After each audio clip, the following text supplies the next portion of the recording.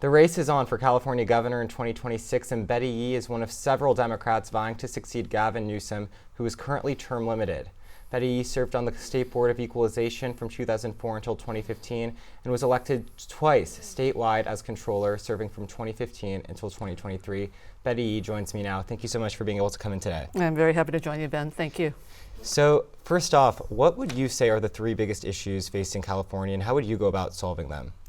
You know, everywhere I go in California, the common theme is housing affordability, access to quality and affordable health care. And I also believe just the state of our planet. Just wildfires are becoming much more common throughout the state, and so people are very, particularly here in Los Angeles, very not at ease about the state of our preparedness for future disasters like that. Yeah.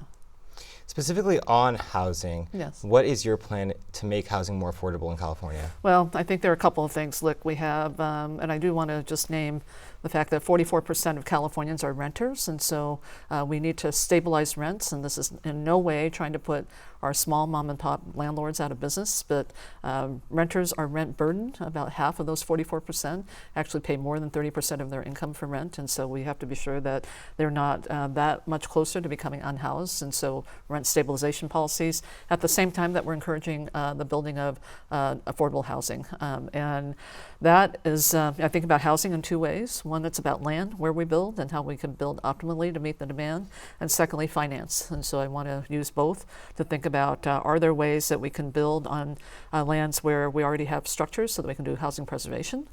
We can do also reuse and adaptive reuse so that we're not having to pay the full freight of the cost of the land in building, so we can reduce some of the cost of building. And then when it comes to finance, can we use some of our financing tools to actually help sustain the affordability of what we have in our housing stock? And so it's really about it's stabilization, but then also looking at how we can build more affordable housing as well. But I want to say one more thing about housing. It's not just about housing. It's about how do we incentivize the business development that's going to come and support that housing for the long term. Yeah. So we're building economically sustainable communities.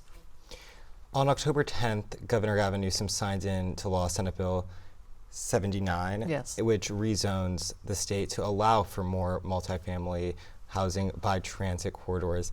In Los Angeles, this was a contentious, yes, a contentious piece of legislation, yes, that the city council opposed, that Mayor Karen Bass opposed, saying that it circumvents local governments. What is your position on that bill? You know, I think the frustration, that really went behind the bill about just not moving quickly enough and certainly not building enough in terms of meeting the demand, certainly was represented by that bill. I'm of the fact that, look, I support transit-oriented development, but I also support being sure that the accountability for what happens with housing resides with the right level of government. To the extent that housing development is a local jurisdiction authority, I want to be sure that they also have the ability to make the determination about building, near transit. And so I have mixed feelings about it. We have an urgency with respect to the demand, but at the same time, I think the best accountability is making sure all of those responsibilities are residing at the right level of government. So it remains to be seen whether that's going to actually expedite, the building of more affordable housing and units close to work, and or whether other factors are going to actually come to play that is going to slow down building, such as the lengthy permitting processes, the cost of materials, a lot of factors going into housing. But I am one who really likes to think that the public's sense of who's accountable for what, they know exactly who's responsible for the decisions that are being made. And so to the extent the state has mandated that, who are they going to hold accountable if things don't proceed? Would you consider rolling back any parts of the bill? I want to see just how it works first. I think the intention is good. We do need to have much more of an urgency with respect to what we build, and particularly affordable units. But I also want to see where we get some good models. So I'm not ready to throw it out yet. I think there are going to be some jurisdictions that step up to what the intention of the bill is, and I want to see how that works before we make any other major changes. Yeah. Turning to Proposition 50, which is on the ballot, yes, in just a couple of weeks, yes, what is your position on Prop 50? What are you telling voters? I support Proposition 50. This was not a fight that, frankly, we wanted to have. But when you see this Trump administration encouraging states like Texas to have a mid-decade redistricting that will mute our voice and representation in Washington, California's voice, we have to fight back. We have to fight back.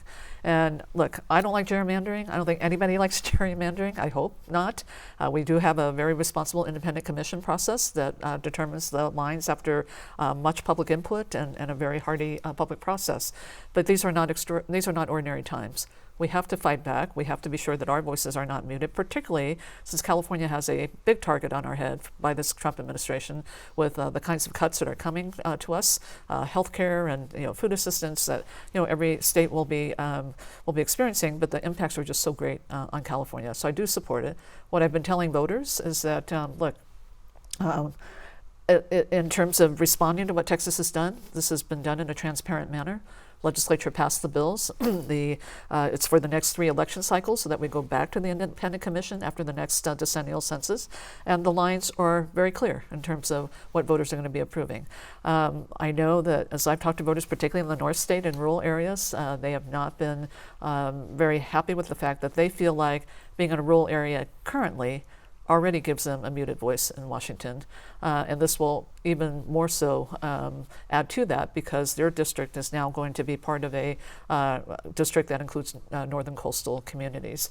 And what I say to them is, look, as a voter, we have a responsibility to hold all of our candidates and office holders accountable for who's going to represent your interests the best.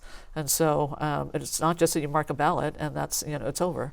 And I also point out that their current representative up there has actually led the charge to cut health care, has not done anything to flex his muscle to keep rural hospitals open in his district, and has been leading the charge for cutting food assistance even before the big ugly bill. But we have a responsibility as voters to be sure that we're voting for the person who best represents our interests and to be sure that they're hearing us.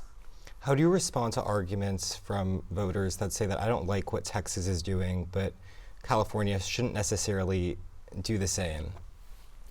I think this is a temporary measure, and so if we want to, we have a chance. We have a chance with Prop 50 to actually, should it pass, to win back the House, to make some strides with respect to hopefully staving off some of the cuts that are going to be coming. And if we're able to do that, I think all Californians will be better for it. But the idea that we're not going to put up a fight now just to even try to have that happen, I think is really misguided. The cuts to California are going to be very, very impactful. And frankly, a lot of the rural areas that are complaining about Prop 50 will be seeing some of the deepest cuts in healthcare. So speaking of the Trump administration, President Trump sent a set of demands to universities, to 9 universities, including USC, on October 1st, saying that if the university doesn't comply with these demands, they would lose federal funding. Yeah. Governor Newsom responded saying that if they do comply with the demands, they'd lose state funding. If you were governor, how would you respond to the Trump administration on this and in terms of academic freedom? I would agree wholeheartedly with Governor Newsom's position and would continue that.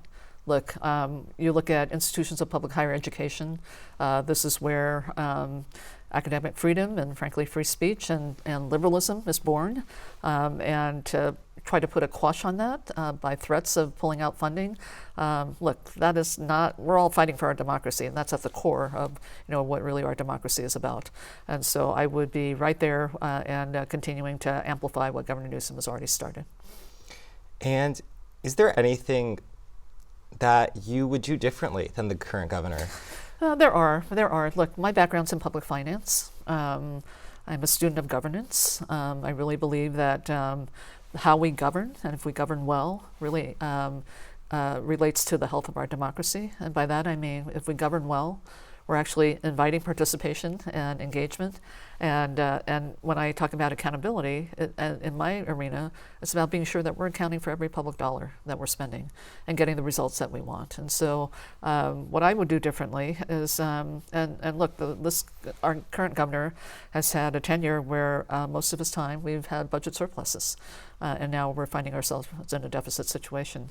But for me, accountability is always good because it just increases the public's trust and confidence in terms of how we're spending our money. So I would actually really have a culture of accountability that would be set a tone that would be set from the top, that would be an expectation of the legislature, and hold me accountable. I mean, look, I've been a statewide elected official. Voters hold me accountable. I've led our tax agencies, and they definitely hold me accountable with respect to that. But I think we owe it to the public in terms of just letting them know that we're responsible stewards of their dollars and we're getting the outcomes that we want that are actually helping to improve people's lives. Do you think today that the financial state of California has been a little irresponsible? I think I do, and I'll say, and it's human nature. You know, when you have a lot of dollars to spend, you tend not to think about, you know, how do you hold the executive branch accountable because you have dollars to spend. But the way that I would have approached it, and this is my training and kind of my discipline, is, you know, you look at where in government you already have the capacity to serve the needs of today. Maybe they need to be modernized, programs need to be modernized, people need to be challenged to really update, you know, just how we're serving people given the needs of today. But starting new programs that may not necessarily be able to be sustained with dollars, I think, without really sunsetting some of the old programs, or at least to think about whether those still have value, I think to me is one of the areas of governance that we've not done well. That when we deliver services to Californians, we want to be sure that we're holding the right place in government accountable for the outcomes. And when you have multiple agencies trying to do the same thing, I think that creates chaos and really kind of lessens the public's trust in terms of what they're seeing happening with their dollars. Turning to the issue of immigration, that's been a huge issue in California, and here specifically in Los Angeles. We've seen large-scale immigration raids by the federal government. How would you respond to the federal government when it comes to immigration and ICE in our cities? Well, what I would say is get to the business of getting federal immigration reform.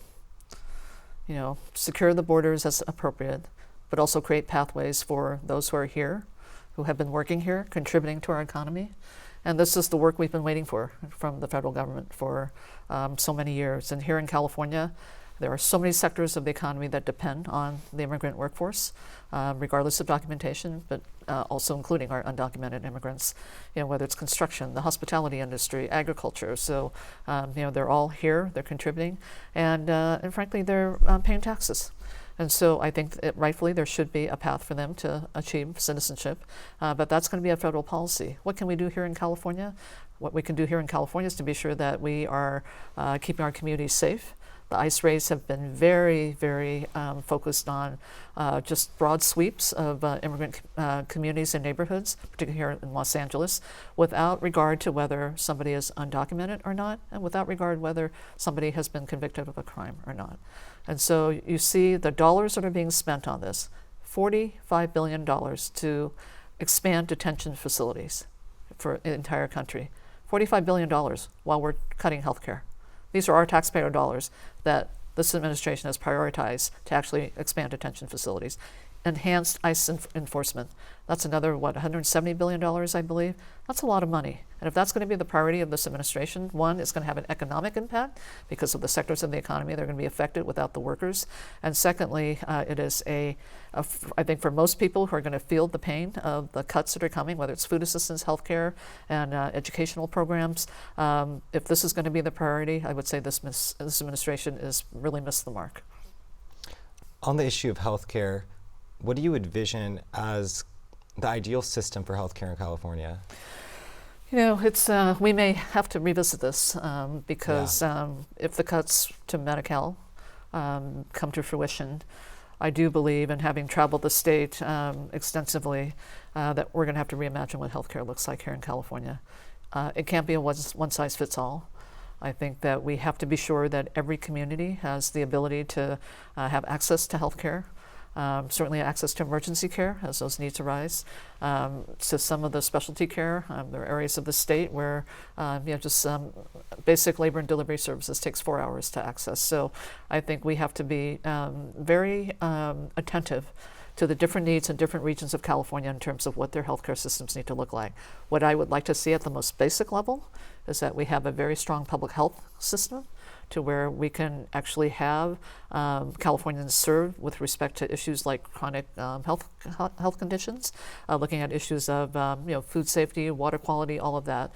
So that I think is a given. It's kind of the floor of healthcare as public health, but also then look at where we can have our safety net providers, those that are really going to be there for communities that don't have access now, and certainly can be helped with respect to having just preventive care and are able to access that. So our public hospitals and our community clinics are going to play a huge role in this. But as I said, every region is different, and so I do want to be sure that we are meeting the needs and serving people in the ways that they really need to be served.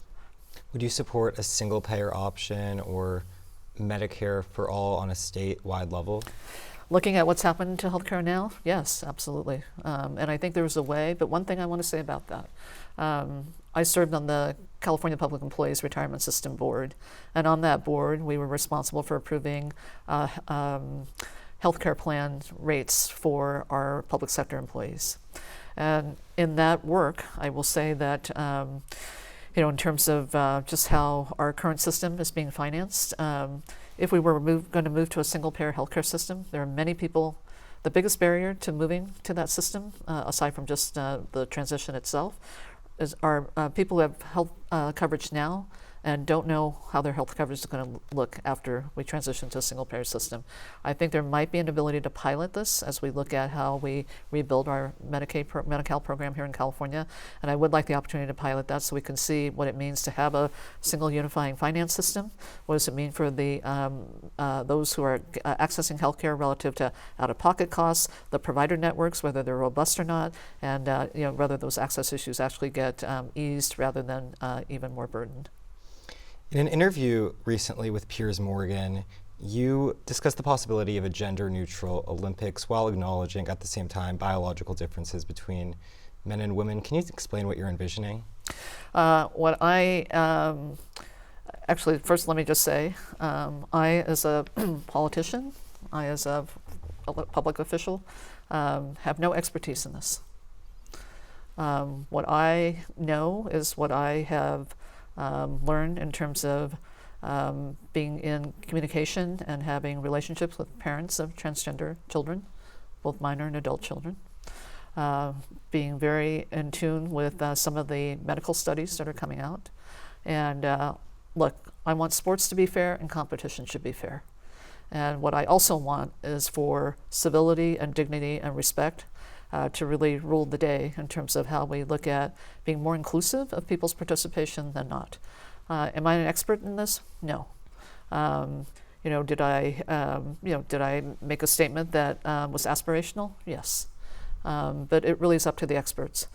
For those who are actually experiencing it, whether it's the athletes themselves, the schools where the athletes are attending, the athletic associations that are trying to put some ground rules around this.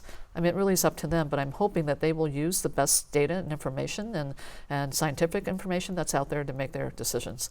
But that was where I was going with this, but I am in no way an expert on this, nor do I think any other politician, and frankly, a newscaster and a talk show host is certainly not an expert in this.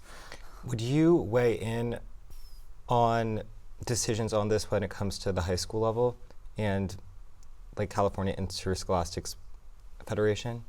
I want to see. I really want to see how the decisions are made. Okay, like I said, I'm not an expert.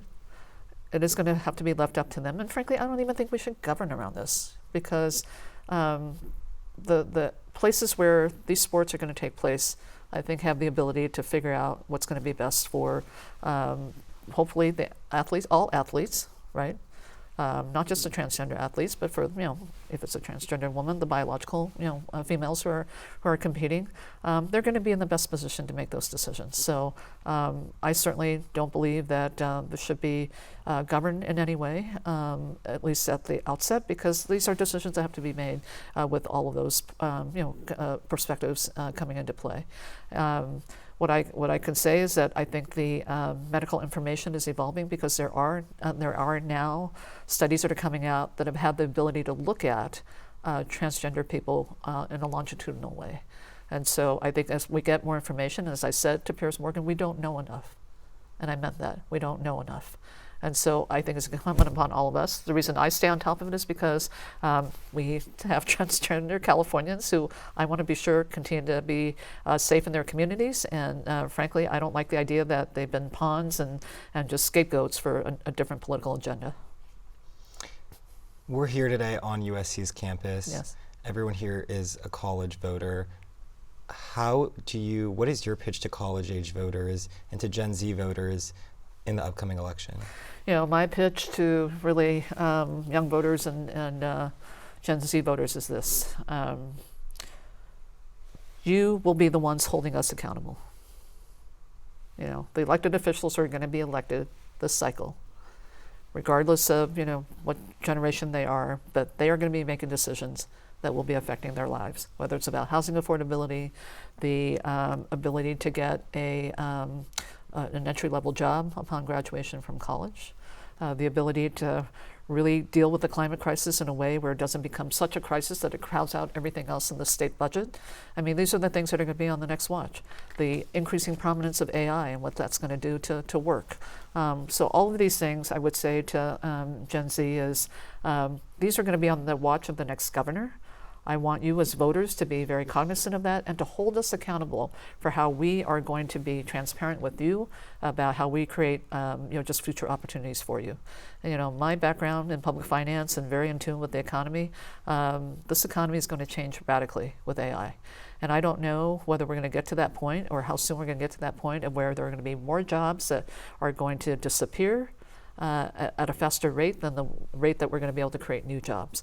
But what I do know is that there should be a sensitivity around this, and there should be digital literacy at the earliest point possible in every person's educational journey. And for Gen Z, you hold us accountable in terms of the opportunities that you're going to have to forego because we haven't prepared enough ahead of time to be sure that we're creating those pathways for you. You mentioned AI. On the issue of AI, Mm-hmm. What is something you'd say you're excited and fearful in the future? Sure. Look, I think AI could be a real good tool for how we deal with the healthcare crisis. We have many rural and remote areas in California, and to the extent that we can, obviously with the guardrails for confidentiality and security of information, we could look at remote monitoring with AI for chronic health conditions. I think that would be a huge benefit. I think in the healthcare arena there are so many other benefits. My mother's 102 years old, and I think about all of her care needs right now, and she's at home. But AI that could just help us detect when she might be prone to falling, I think is a great tool for us. We're dealing with our older adult population, and then as we think about just even ways that we can look at doing the business of government better. That we are using AI where for the more routinized work, so that we can actually turn our attention of our government workforce towards the things that really require more of that human-to-human interaction. So I do think there are big benefits. The risks are this. The risks are who gets to determine how it's deployed, right? I happen to support a worker-centered AI deployment model where the workers know the business best. They know where AI can deliver benefits, and they also know what it could help free them up to do that is certainly going to have a benefit as well. So I think it's got to be worker-centric in that way. If it's companies looking at how to deploy AI in each of these fields, I don't believe they know the business well, and I think the motivations are different. It may be a profit motivation or some other motivation, but it has to be worker-centric so that we know we're going to get the outcomes that we want. There's been a lot of political division in America today. What is your message to Republican voters in the state of California on why they should support you, why they should consider voting for you? The division that we see here is, it's everywhere. It transcends party lines, frankly. Are we going to protect ourselves in terms of the attacks coming from Washington that hurts our communities? Absolutely, absolutely. And I would say they hurt our communities. Those attacks know no partisan lines, so we're going to stand up for California. I think every candidate would say they would do that. But what I want to do is not to forget that we still have a responsibility to deliver for people. And for those who are dissatisfied with how government is working now, and I included, frankly, we can do better. The fact that we don't have that people are complaining about their streets not being cleaned. The fact that nobody's getting a return call, from a government agency because they have a basic, inquiry. The fact that, they can't, just count on just basic information that is not translated, but communicated in a way where they can actually think about the ease of accessing, services. Those are all really unacceptable because government is in so many ways the backstop of what people need in terms of making their lives work. And so what I would say to Republicans is we should not let up in terms of how we run the business of government so that we are serving people throughout the state of California with their immediate needs. And right now, the immediate needs are housing, homelessness, looking at how we prepare and create resilience in our healthcare system so it can withstand shocks like cuts from the federal government. And frankly, what we need to get to the business of doing, we're the fifth largest economy in the world. We should be getting to the business of growing our economy so that we're creating more economic opportunity. When I talked about bringing business development where we're building housing, it's exactly what it's about. It's about creating economic mobility opportunities here so that you and your colleagues don't have to leave the state to find it. And also it's going to be close to hopefully housing you can afford. And so we're attracting that business here so that they're investing here in California for the long term. So, and we're California, most diverse state in the nation. We can do business with any part of the world. That's where our diversity counts. You brought up homelessness. Homelessness seems to be a never-ending crisis in the state of California. Would you do anything differently than the current administration, or what is your plan in general to combat homelessness? It's an all-hands-on-deck issue from my perspective. I think when we see the growing crisis, it really makes me question, just what are our values here in California? Yeah. And what I would do, frankly, is I would look at what's the state's role, what is the role of our counties, who actually have a lot of the supportive services responsibility that can help those who are unhoused, and what is the role of our cities, who actually have to live with the day-to-day impacts of homelessness, along with our business community. So I would say all levels of government, our business community, the private sector have to come together on this, because the complexion of who's unhoused today is very, very different from what it used to be. We have working families who are unhoused, people who work, who just can't afford to pay the rent.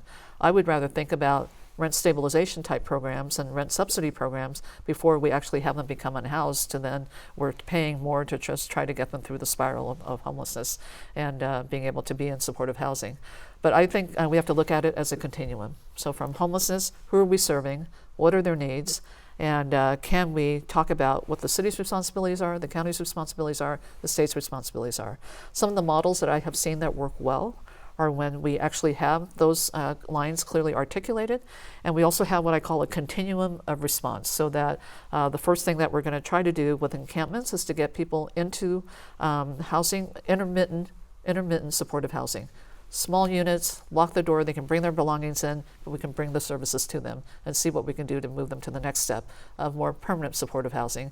And then eventually, graduating to stabilizing a rental situation for them, and even home ownership. I'm not giving up on that aspiration, but that's what's really needed. And it's going to require all of us to just be a little bit more compassionate, but also it's going to be for some of those who are homeless, who have chronic substance abuse and mental health issues. It may be that we're going to have to talk about institutionalized care for them, for some of them.